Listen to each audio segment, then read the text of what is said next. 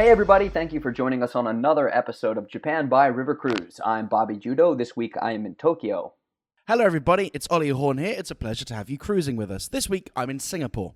And we've got a guest today. It's JJ Wakrat, Canadian stand-up comedian, founder of Tokyo Roast Battle, and former employee of the St. Lawrence Rivers SS Marie-Jane Élève, where he worked as weed sommelier.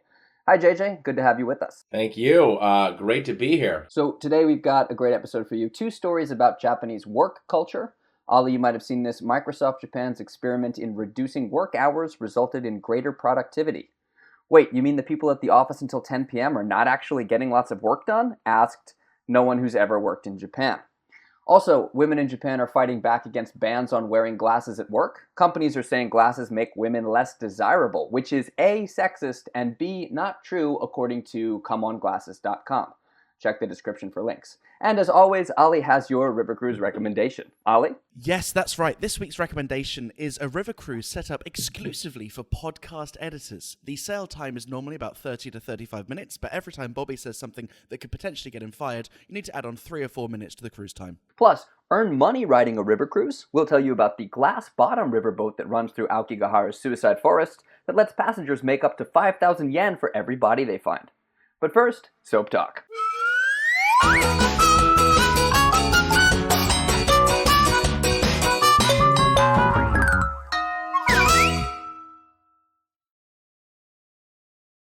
Bobby Cool. Judo, how's your week been? Good week. In Tokyo for work. I keep saying Tokyo, but none of the work is actually in Tokyo. I did a lecture in Yamanashi-ken at a university, and then a Japanese comedy show in Yokohama last night, and then I've got an English one coming up at Yokosuka tonight. You do stand-up comedy in Japanese? What's that? What's that even like? What? What's that like, Bobby? What? It's challenging but fun, and there's a pretty good regular Japanese comedy scene run by a group of foreigners here in Tokyo. You know, we tried it out in Fukuoka, didn't go so well, but there's enough of a demand for it and a market for it in Tokyo. It's really funny. Yes, I was with It went very well. We had Well, dozens of people that didn't ask for refunds. we entertained the 6 or 7 people who came to the show. But JJ, have you ever been to any of the Japanese shows and seen BJ Fox and his crew at Okomediaki doing their Japanese stand-up? No. Thanks a lot for your input. No, I've been in Japan now for 3.5 years. Yeah. And I can't say hello or goodbye properly. If you were to run through a list of how foreigners would come to Japan and successfully not integrate, I am the poster boy. Yeah, very. But you do speak Chinese. Yes. So I feel like had I stopped here first, I would have immersed myself in the culture. I would have been just passionate about everything. Weekend trips, fish markets, I don't know, calligraphy, whatever people in Japan do. But I feel like I've been in Asia for 17 years. I'm sort of like, it's another big city. I don't get me wrong. I love it here because I haven't had diarrhea once. China was the premier league of diarrhea, and being in a place where like I can cross a street without worrying about getting hit. How many people hated you in China? Where I can go see a doctor and he's not like, drink more hot water. If China's obviously a very misunderstood place. It's got a lot of diversity. It's got less now you've left. In theory, yeah. Weirdly, they have a traditional Chinese Jewish community, which is a very weird thing. Like when you're in China, they're like, "Oh, are you Yotai?" And I'm like, "What's Yotai?" They're like, Jews. And I'm like, why do you call it Yotai? They're like, well, because they're all from Yotai, which is a city in China. There's like, it's weird. Yeah. What were they doing? Well, they were like one of the lost tribes. They're gone now, sort of. You know, they've sort of been, but that's where the traditional Jewish community was. But yeah, I feel like, Japan's so good, but like I'm operating on different inputs. So we do comedy, you're hanging out with millennials, 25-year-olds. They're all excited. They do stuff on the weekends. Their Instagram reflects that. And I'm just like, I can go see a doctor and he is going to heal me with like Western medicine. Dope. I'm super excited by not getting poisoned by food. Yeah. And things and the like fact that you're in Tokyo, you're in a big city means you can get by without learning Japanese. I mean, Ollie and I were out in a place where like it was a little bit harder to have your daily life and daily interactions without picking up at least a little bit of Japanese. But in terms of one thing I've noticed about both of you is that both of you guys actually do stuff. I'm lazy, so that's enough. But by the way, I'm so with you on the diarrhea thing. 3 months now, right? It must have started mid-September. No, about 2 months. 2 months into a tour, predominantly around Southeast Asia. I just don't know if I've got diarrhea anymore or if this is the new normal. Yeah. At the risk of expanding the diarrhea conversation into the fourth minute, when I traveled around the world with my wife, it was just, that was my base setting. That was how it went. But so we're talking about one of the Okomediaki shows. Right. Last night it was really funny because NHK was in to film Ruben. Ruben is a musical comedian. He plays songs and he performs them kind of like half in Japanese, half in English. Does a lot of funny stuff, but they're going to be putting him on a variety show on NHK's, was it Baribara Variety? And they're going to be putting him in a segment where they show him performing in live shows. They show him performing in the studio as part of the show. And BJ had just told me that NHK was going to be in the audience and they were going to be filming. And I was like, oh, cool. Okay, cool. And then I got there and I was talking to the woman who came to film and I was like, so what exactly is this show about? What is it for? And she was like, well, we're trying to bring the whole idea, NHK is PBS, NHK is BBC, it's government funded, government sponsored. So anything that they have to do has to be kind of like for the public good in some way. So they're trying to bring this whole idea of barrier free, of accessibility for people of all walks of life to comedy. And so, they do these Japanese comedy competitions like M1 Grand Prix, which is the Manzai one, R1 Grand Prix, which is like the stand-up one. And they're doing Show 1 Grand Prix, which is the Grand Prix for people who are differently abled, people with special abilities. And so they're there to film Ruben and BJ as the foreign representatives in the disabled comedy category. Oh my God! Oh man, did they know this? Yeah. And so the only reason I feel comfortable saying this, and I'm reading into something BJ said yesterday, but he was like, yeah, no, you should see some of the stuff that we've said in the interviews when they're asking us about our participation in Show 1 Grand Prix. It's just so funny. That's hilarious. That being foreigner is now a disability. Does that mean that foreigners are now allowed to use the disabled toilets? Yeah, well, I mean, I do Wait, anyway. You're not allowed to use the disabled toilets? I've been doing this wrong for 2 years. I don't want to feel like it's like disparaging. So what's funny to me is not the idea that like we're considered less than or we're put in the same category as being disabled. But like the idea that Japan labels foreignness in the same way that it would label other sorts of disabilities. Man, this is going to be exactly the same as when all the anti-trans rights activists on Twitter, they get really upset when someone that was formerly a man competes in a woman's game. I swear to God, this is going to have people that typically hate foreigners all of a sudden fly the flag for foreigners for a brief Twitter conversation. Yeah. I don't know. Like I don't feel like foreigners should feel bad for being put in the same category, but I just think it's funny that that's like Japan's automatic. Like, okay, so we have to lower the bar for foreigners doing comedy because they're starting at a point of not being able to do this at all. But aren't foreigners like funny? We're very funny to look at, and sometimes we'll make mistakes when we speak Japanese, and that's funny. And sometimes we'll say puns, which Japanese children can do, and that's funny. And also they just look funny as well. They got bigger eyes than that. Yeah, they like that foreigners are different, and this is not really my story to tell. We got to get Ruben on as a guest sometime, but apparently they tried to rewrite his jokes in his songs to remove the jokes. So a joke would be something like not all foreigners hate natto. So he's got this foreigner song that you can find on YouTube. It's called Stereotype Gaijin, and he plays around with ideas of like, I'm trying to break the stereotypes. Not all foreigners are like this, but unfortunately I am like this. And he's got a joke format that they wanted him to rewrite all the jokes to just instead be like, I hate natto, ha ha ha ha. So for them, the funny thing is just that we are a stereotype, not that we're trying to break a stereotype, but are an unfortunate spokesperson because we adhere to the stereotype. It's just the idea that what we find funny is not the funny point for them. The funny point for them is just that we are foreign and that we exist. I don't mind being foreign at all. I have That's friends good. who get, no, but I know. I mean, I have friends that get offended. No, I identify as Japanese, man. Look, I got a Facebook feed. I assume you got it too. And on the Facebook feed is like acquaintances and friends who complain about mistreatment at restaurants or, you know, people not being able to understand them when they speak Japanese. And I just, I don't know, treated differently doesn't bother me at all. I mean, maybe I was hardened in China, but like, I get it. I don't mind. I think it's different for you because you guys are, I don't know, integrated. You work in Japanese, you know, but I'm like, in a way that, yeah. But that is a much better way of dealing with things, right? To go, the easy way for me to not get upset when Japanese people don't understand it when I speak Japanese is to not speak to them in Japanese. Yeah. Speaking of which, we've got some mail this week. We have one on that point.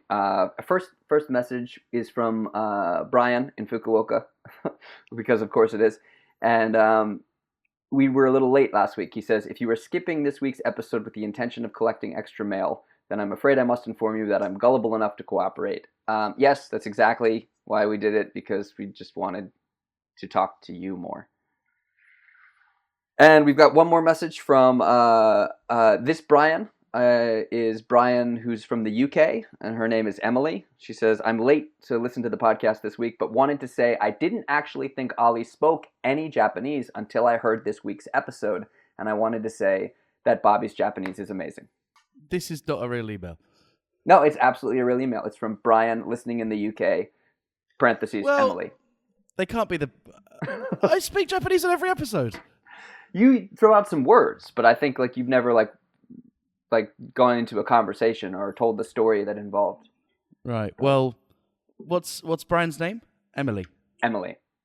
Emily-san. Arigato. Gozaimasu. Is that right? Yeah, you got it. You nailed it. If you'd like to send us an email, you can check it out on our webpage. It's japanbyrivercruise.com. Let's go ahead and get into the news.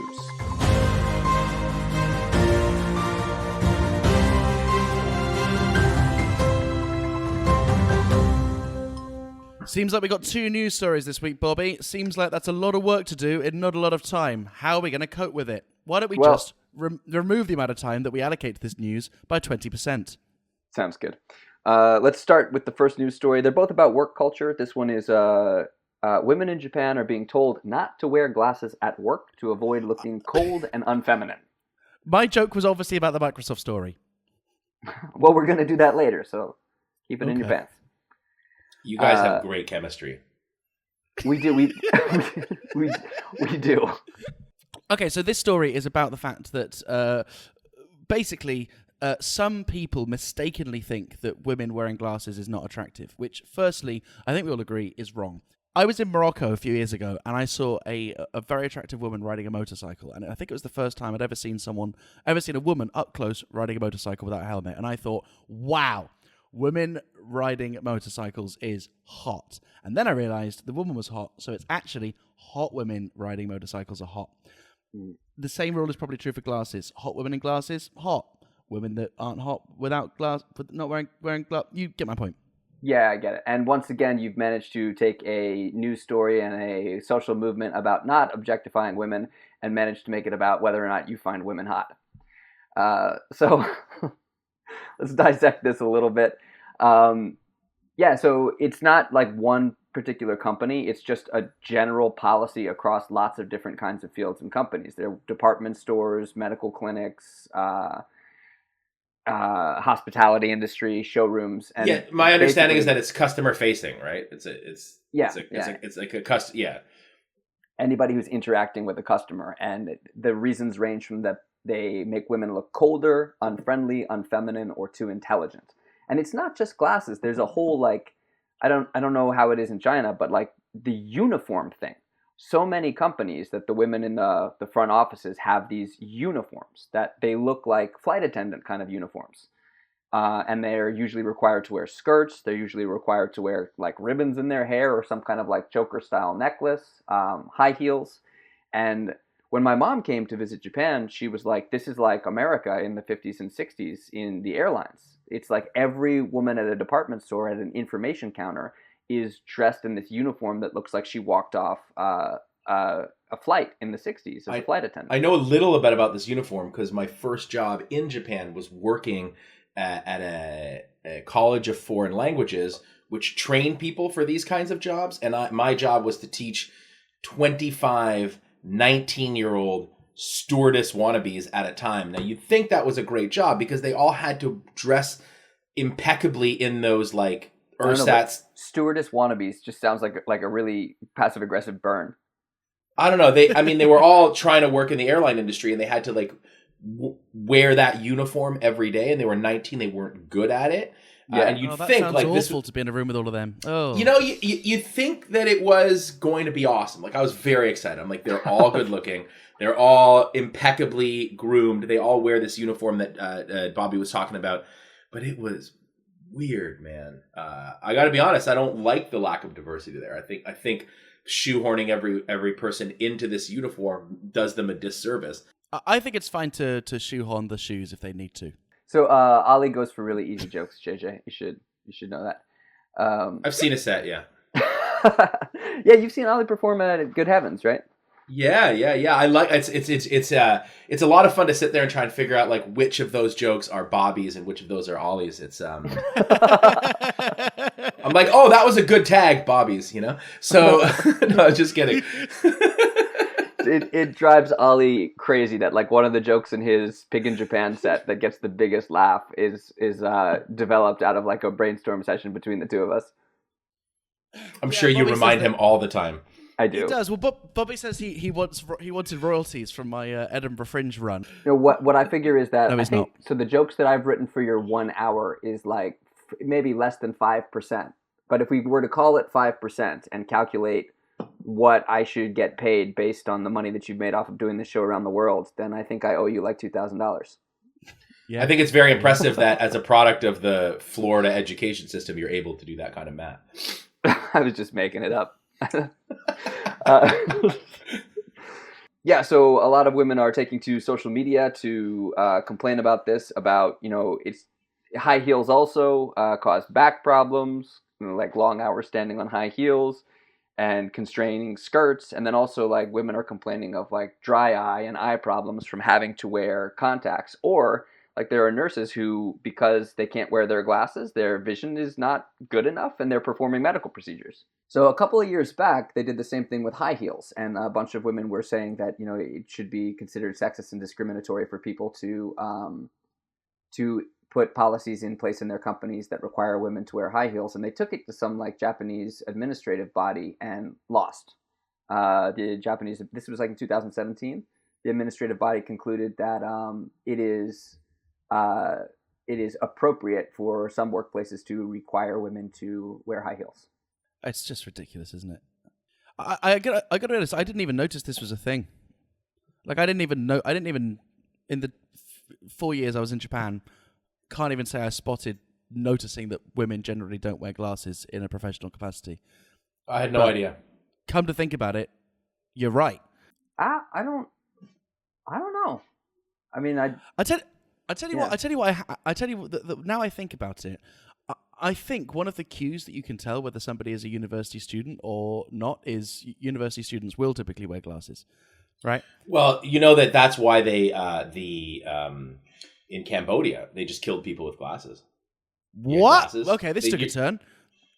Did they? You had glasses. That must mean you must be educated. Yep, dead. Yeah. The first thing they did was kill all of the people with higher education, right? Yeah. And they just glasses went dead. by whether or not you had glasses. Yep, that was one of them. They were just. It was insane. But this is what people tune in for, is an education on mass genocide. I'm sure that's like where you guys. You would be surprised at how many times mass genocide has come up in this podcast. Could I say something though about glasses in Japan? The irony here that they're not letting women wear glasses in Japan is, to me, that Japan is the best place in the world to get glasses. And everyone that I know that I've passed through that's like in my age group, I'm like, how is your vision? You think you might want to get some glasses because you just run down to Jins or that other one, Graf or whatever it is, and you just walk in, they give you an eye test, and you got glasses on your face for $50 20 minutes later. It's like everywhere else in the world, all of the optometrists, like, they're like in a cabal where they're like, no, we're going to charge people $1,000 for glasses. And then here that for some reason they're like, no, we don't need to do that. I was in China. I lost my glasses. I was really pissed off. And then I pulled out my phone and I found out that both of those chains are active there. And I was like, oh, no problem. I'll just go spend what it costs for a beer here to go get a pair of glasses. It's crazy efficient. It's crazy high quality. And it's unbelievable. Really great. But in terms of like the rampant sexism in the eyeglass industry and in eyeglass related news, you reminded me there's a super high tech, really, really quality glasses maker. I think it's called Kazuki or something like that. I can't remember the exact name, but they're ultra thin. I feel like Watanabe Ken is the spokesperson for them, but like they're bendable glasses and they're really high quality. And there are all of these ad campaigns where it's him in a business suit and a power tie looking very business-like, and then a Japanese woman also in a business suit, and they're in this business world and they have to use their eyes to do all this business and business and they've got their glasses and they show him putting on the glasses and then reading these newspapers with super fine print and working on his computer and like doing all this different businessman stuff. And then this woman who is dressed in a business suit puts on the glasses and starts doing her nails. It's like, oh, okay, Japan.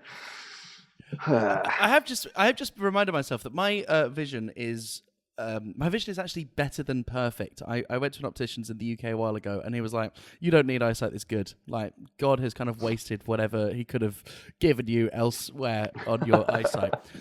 And so I've only ever done an eye test once, and that was like, I could get to the bottom row of, the letters, right? It starts with A, like a big letter at the top, then a couple of small letters underneath, etc., etc. Yeah. The only time I did an eye test in Japan was when I had to get my driving license. I changed from a UK driving license to a Japanese one, and I failed the eye test because I didn't understand the instructions. Right. And so firstly, I was like, "Oh God, is this going to be a kanji thing?" Right? They ask you to identify. They show a little C, and they like a circle with a little gap, and the gap is either facing left, right, up, or down, and you have to tell them which way it's facing. Precisely, and they do one eye each, right? They do the left eye first and the right eye second. Yeah. And what they do is they put these kind of glasses on you, which covers one eye. And so the first question he asked me was, which side is the gap open? And I thought he was talking about the eyeglasses. So I confidently said, question 1, straight out the bat, the right-hand side is open. And he went, no, it's the left-hand side that's open. No one's ever failed on the first question. I'm sorry, there's no retakes. I'm like, comprehension problem.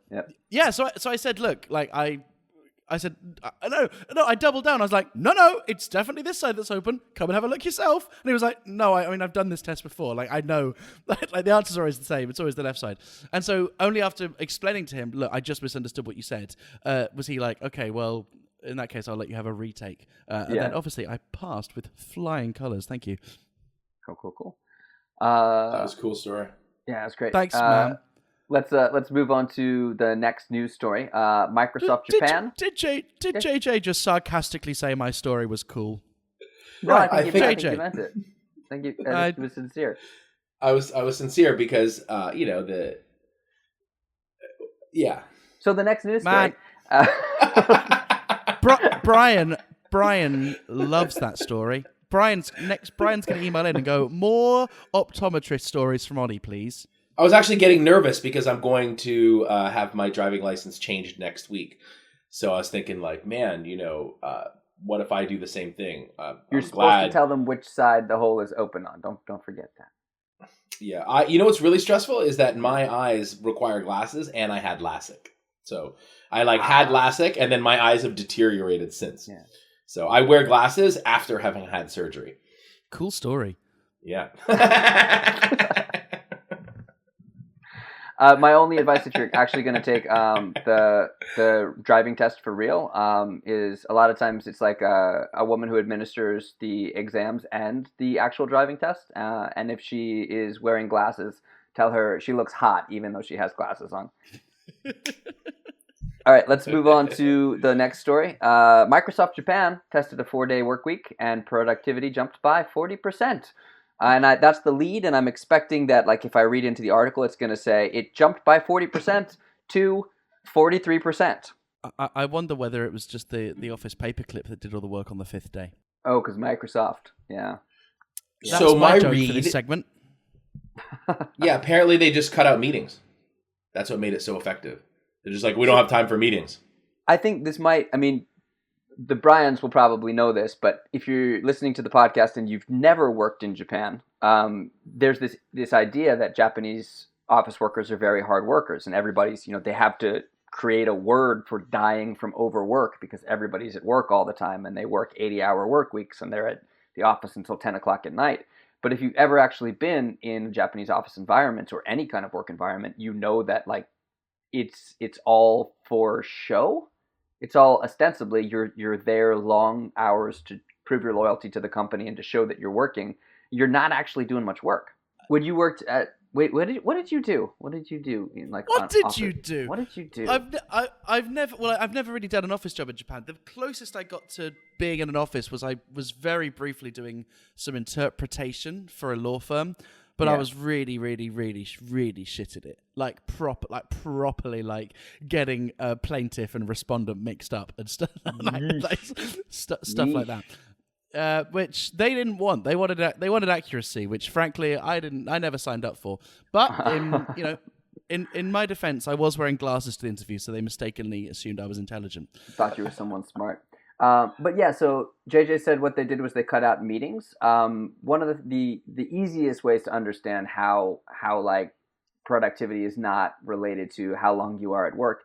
So as long as you're attending the meeting, you're considered to be working and showing your loyalty to the company. A lot of times people are sitting in meetings literally asleep, and it's acceptable to be asleep in meetings. When I used to work at schools, they'd have faculty meetings, and the people who are tired because they've been there till 10 o'clock at night just fall asleep in the meetings. And it's not like policy that's okay, but it's just normal. Well, and it's the same in college, isn't it? That but the first 2 or 3 lectures. I mean, so attendance in college is recorded in Japan, and any lectures which are before midday, people just turn up. They choose their favorite seat. They sometimes even bring a pillow. They curl their arms into a circle and they sleep. And this drove me absolutely insane. I did, I think, 1 or 2 terms of lecturing on EU law and legal critical thinking. But both of which I lost my job straight at the moment that the UK decided to leave the EU. And it drove me absolutely potty because I was like, what's the point? What is the point in you turning up if you're just going to nap? I was like, if you're going to nap, go home and have a proper sleep and I'll just send you this stuff. It made no sense to me that people were just there. And actually, the thing that really wound me up about that was I was trying to teach critical thinking, which is a course on not taking what someone in authority says to you for granted. And the students would slavishly just take notes of what I was saying. I was like, no, stop. Check the one, challenge me. And they wouldn't. Yeah. So let's take a quick look at some of the details of what actually happened here. The month of August, Microsoft Japan experimented with a new project, which has a great name. You ready for this name? Yes. Work-Life Choice Challenge Summer 2019. Renewal open. Work-Life Choice Challenge Summer 2019. And it gave its entire business 2,300 person workforce 5 Fridays off in a row without decreasing their pay. And it led to more efficient meetings, happier workers, and boosted productivity by that 40%. And they also saw that their employees took 25% less time off during the trial, and electricity use was down in the office. And they printed 59% fewer pages of paper, and the vast majority of employees, 92%, said they liked the shorter week. Who's that 8% that was like, nah, I want them to come in on Friday too? They obviously hate their spouses. Probably. I mean, I was shocked when I got here how excited my wife was for a premium Friday. What's a premium Friday? Thing? So once a month, people get to leave the office early at like 4. At 4. It's like it was like a national initiative. You're like, oh my god, you get to leave at like and 4. And the bars do different sales, right? So like on the last Friday of the month, there'll be like a premium Friday drink special where it's like, you know, three beers for 5, you know, for 1,000 yen or something. But the joke's on them. They didn't check if you had a real job. You could just avail yourself of the offers. Thank you. Like, isn't 4 should be standard everywhere? Like, no one's doing work at 4 on a Friday anywhere. Yeah, Well, it says other countries, they've done similar programs. New Zealand's trust management company did it, and it decreased staff stress levels.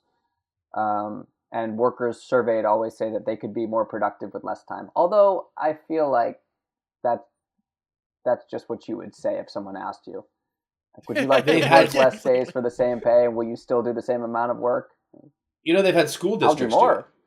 What's that? Entire schools in several places have actually moved to a 4-day week, and they've noticed that performance has been just similar to the schools with 5-day week. So on high stakes like testing regimes, some states have them. The kids are performing just as well from schools that have moved to a 4-day week.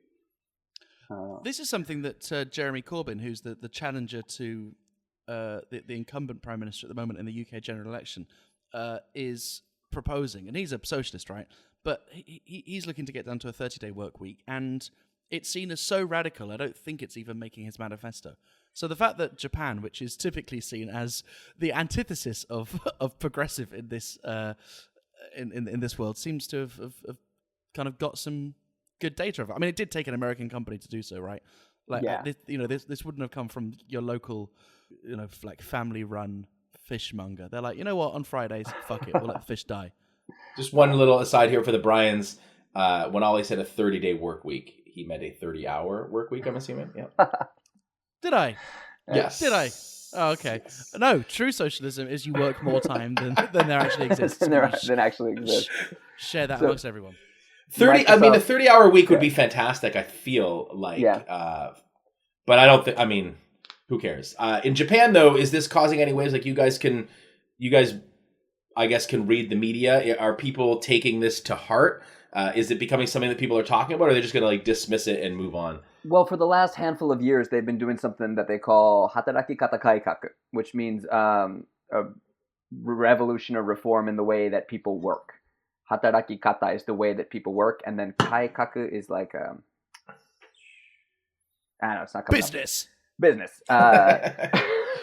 But so they've been experimenting with all of these things, like I guess Premium Fridays and having mandatory leaving the office times, and also they do, like, for example, 1 day a week where they trial not sexually harassing their employees. Yeah. But it's all including this this summer challenge, whatever. It's just pilot projects. They're still trying to figure out which is the best way to go about it. So even this one, Microsoft told the newspaper that it was just a pilot project, and it's not clear if these changes will be implemented in offices elsewhere or on a longer-term basis. So basically, they gave them a month of 1 day off a week and saw a 40% increase in productivity, as well as all of these other benefits, and then immediately went back to how they were doing it regularly.